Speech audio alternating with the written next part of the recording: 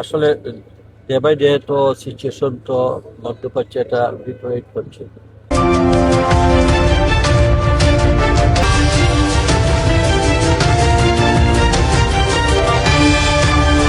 এখন প্রথমত আমাদের প্রাথমিক কাজ হচ্ছে মধ্যপ্রাচ্যে আমাদের যে সকল প্রবাসীরা আছে বাংলাদেশে তাদেরকে সেফ সাইডে রাখা, তাদেরকে লজিস্টিক সাপোর্ট দেওয়া। যদি কোনো ধরনের ওয়ার্স সিচুয়েশনের দিকে যায় সেক্ষেত্রে আমাদের যদি দেশে আনার বিষয়টা থাকে সেটাও আমাদের মাথায় রাখতে হচ্ছে। কেউ যদি ইনজিওর্ড হয় তাকে চিকিৎসার ব্যবস্থা করা হবে।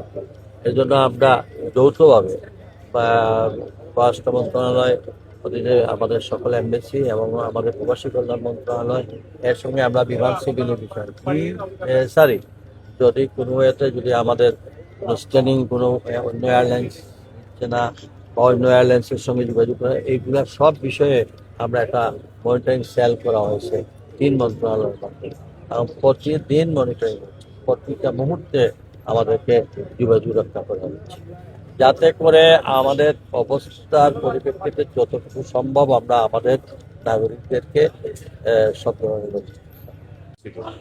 এখনকার যে পরিস্থিতি তাতে করে আসলে আমরা কোন অবস্থানে আছি? আসলে ডে বাই ডে তো সিচুয়েশন তো মধ্যপ্রাচ্যে এটা ডিটোরেট করছে এবং ইতিমধ্যে তিনজনের লাশের এখানে প্রসেসিং রাষ্ট্রীয় কতগুলো চলছে।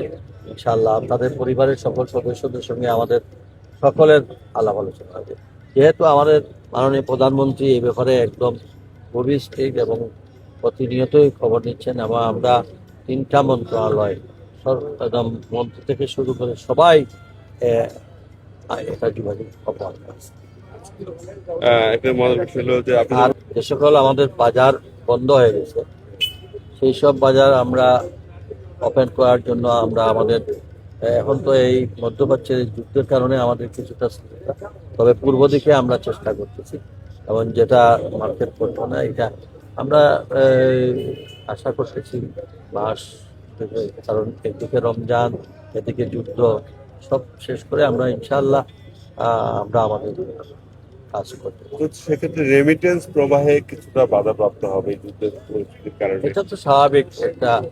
তারপরেও আমরা এবার আমরা যেটা প্রবাসী কল্যাণ মন্ত্রণালয় রেমিটেন্স যোদ্ধাদের শুধু আমরা রেমিটেন্স যোদ্ধা আমাদের মাননীয় প্রধানমন্ত্রী বলছেন শুধু মুখে বললে হবে না, আমাদেরকে প্রবাসীদেরকে যারা রেমিটেন্স যোদ্ধা যারা আমাদেরকে রেমিটেন্স পাঠিয়ে আমাদের দেশের এই অর্থনৈতিক অবস্থাকে সচল রাখছে তাদের জন্য আমাদের সকল পর্যায়ের আমরা কর্মসূচি হাতে নিয়েছি। ইনশাআল্লাহ আপনারা বুঝতে পারবেন কিছুদিনের মধ্যেই প্রবাসীদের জন্য একটা অন্য মাত্রায় দেওয়া।